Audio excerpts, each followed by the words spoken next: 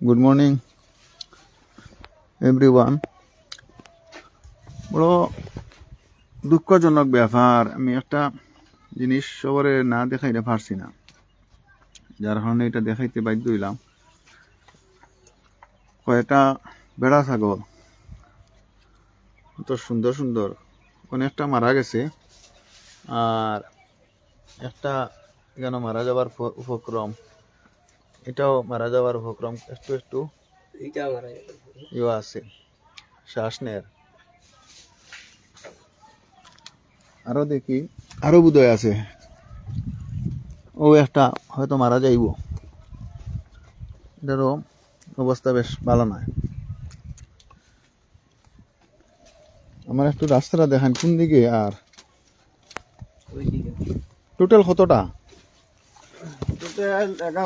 11টা 5,11,55,000 টাকা একদম ধরলাম এভারেজ। এটাও তো হালত খুব খারাপ। ইস, ও আর একটা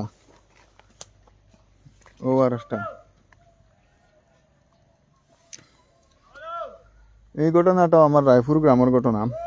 এই নিয়েছেন বদরুল ইসলাম বলুইয়া, একজন কৃষক, পেশায় কৃষক আর বেড়া ভালো। তার জীবিকার একমাত্র উপায় হলো বেড়া আর কিছু ক্ষেত কৃষি। কিন্তু আজকে অত্যন্ত পরিতাপের বিষয়, একসঙ্গে প্রায় 12টা বেড়া ছাগল, যেগুলো একদম উপযুক্ত বয়সের। কোনোটার দেখা যায় যে প্রায় প্রত্যেকটা মানে বেড়ার ইয়ে আছে, এরা মানে গর্ভবতী বেড়া, যার কারণে খুবই দুঃখের একটা ব্যাপার যে এই ঘটনাটা একটা কুকুরে আক্রমণ করিয়া অতটা বেড়ারে প্রায় শেষ করিয়ে দিছে হইতে গেলে। তিনটা কুকুর রাত্রে আইছে ঘটনা, রাত্রে আনুমানিক 2টা-2:30। আপনি জিনিসটা একটু বিস্তারিত শুনছেন, কিলা ঘটনা হয়েছে? রাত্রে মানে আমরা ঘুমানোর পরে ধরেন আনুমানিক 2টা থেকে 2:30 প্রায় তিনটা কুকুর, এই কুকুরগুলাই আমার এখানোর দরজা ভাঙ্গিয়া আমার প্রায় উপযুক্ত গর্ভবতী ছাগল 12টা ছাগলরে নৃশংসভাবে হত্যা করছে।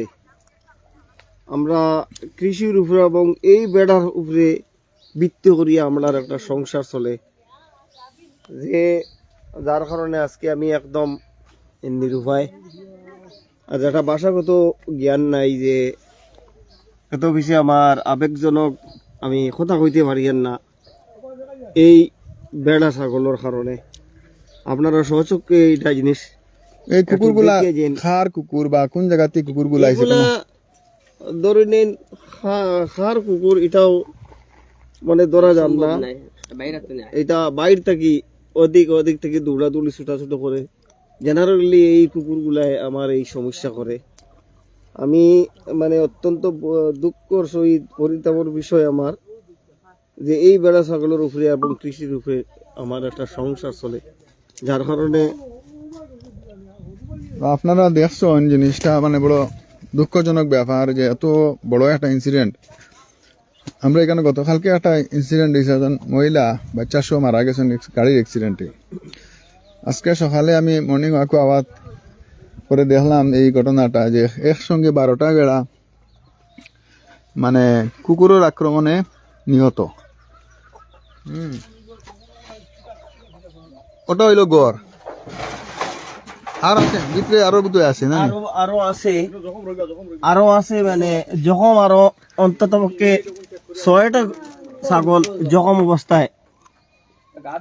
এটা সব গর্ভবতী গাভীন অবস্থায় এই ধরনের। ও তো আরো দিকের ভিতরে আরো 6টা জখম আছে। আমি একদম ভালো করেছি না বিয়ানে খালি মুখ দিয়ে ফিজের দিকে উত্তন্তনে আমি খাইছি তো, উত্তন্তনে আমি খাইছি। মাই গো মিত্রে ভাই মাইয়া খালি গুবা তুই লইছিস ও হাত ভাঙিছে খামলাই গিয়া ও এক রাত 3টা সময় তা 3টা 12টা এটা ওই ওই আপনারে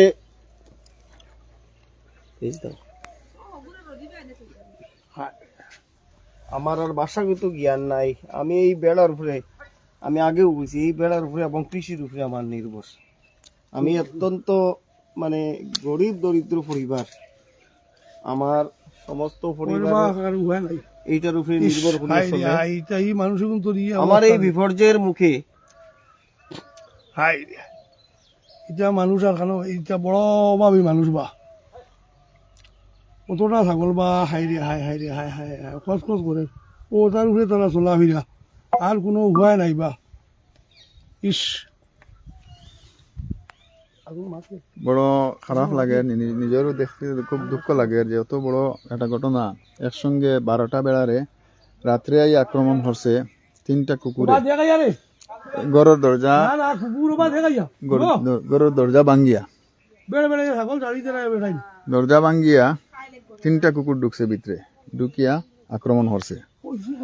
কুকুরের মালিক সেও হইতে পারে না কোন জায়গাতে কুকুরগুলো আইছে। তো যাই হোক, এটা একটা অত্যন্ত পরিতাপের বিষয়।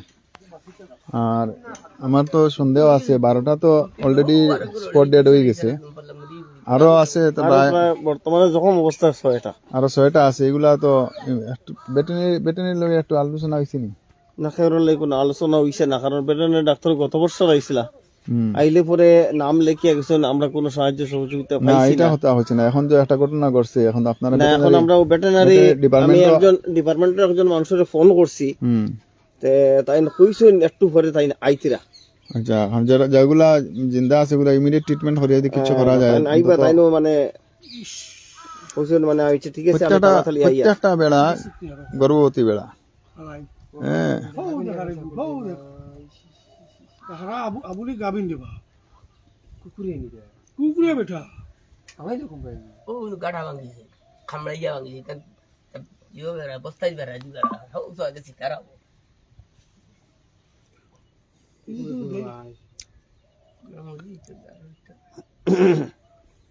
যাই হোক, এখন আপনারা একটু সচেতন হইন, কারণ এই তো অত বড় একটা ঘটনা ঘটছে। আরো 2-4টা যারা বাঁচিয়ে আছে, এখন রাত্রে আবারও আক্রমণ হইতে পারে। ও এটা তো আর বড় আপনারা, মুশকিল। আমার মনে হয়, আমার একটা পরামর্শ, ডিপার্টমেন্টালি একটু যোগাযোগ করবেন, বুঝছেন না? আমরা ডিপার্টমেন্টের মানুষের ফোন ডিপার্টমেন্টে বহু সহযোগিতা করে এই ব্যাপারও, হ্যাঁ।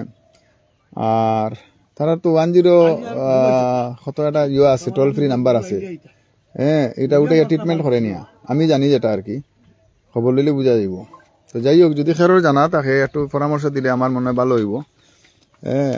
আর এখন এটা তো একটা আনওয়ান্টেড ইনসিডেন্ট, এটা তো কেউ ইচ্ছা করে করছে না, এটা তো একটা পশুর আক্রমণে আরো পশু মারা গেছে।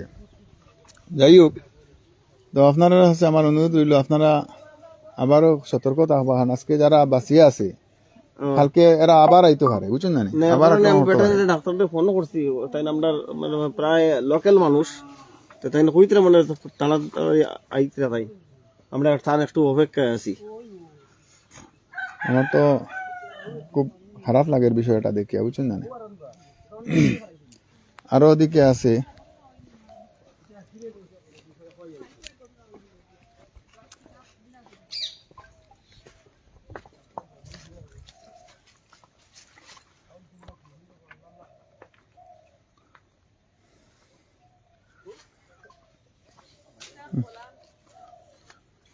তো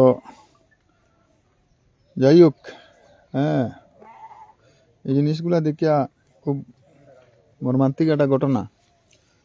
আপনারা অতি সত্বর যোগাযোগ করিয়া যতটুকু মানে একটা হেল্প পাওয়া যায়, যদি বা একটা কিছু মানে মেডিকেল ট্রিটমেন্ট যদি দেয় তারা, তাহলে হয়তো 2-1টা বাঁচতে পারে, হ্যাঁ। আদারওয়াইজ তো ওই এখানে যে 2টা আছে, এটা তো বুঝিয়ান না বাঁচবো, কারণ এটা তো একদম অলরেডি হয়ে গেছে গিয়া।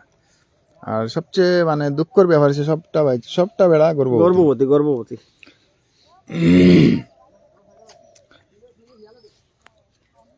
তো যাই হোক, আমি দর্শক বিন্দুরে দেখানোর উদ্দেশ্য হইল সব সচেতন থাকার লাগে। এইটা আরো যদি কোনো চাষি হলো যদি এরকম বেড়া থাকে বা কোনো গবাদি পশু থাকে, এরকম প্রোটেক্টর যদি না থাকেন তাহলে এইরকম আক্রমণ হইতে পারে। আজকে তারা যে বেড়াগুলা আক্রমণ হয়েছে এটা তারাও স্বপ্নেও ভাবছে না যে এরকম ঘরের দরজা ভাঙ্গিয়া কুকুর ঢুকিয়া আর অতর্কিতে হামলা চালাইয়া যে প্রায় 12টারে হত্যা করছে। আরও খেরো রইতে পারে। আমরা এই গ্রামে অনেক মানুষে বেড়া ফালে, এটা তার জীবিকার একটা মানে ব্যবস্থা। তো এরকম অন্যান্য কৃষকেরও থাকতে পারে বিভিন্ন এলাকাতে, তার লাগে আমি লাইভ করলাম। হ্যাঁ, তো ধন্যবাদ সবাই রে। এটা সচেতনতামূলক এই করার লাগে আমি লাইভটা করছি। সবাইরে ধন্যবাদ জানিয়ে আমি শেষ করলাম। ধন্যবাদ।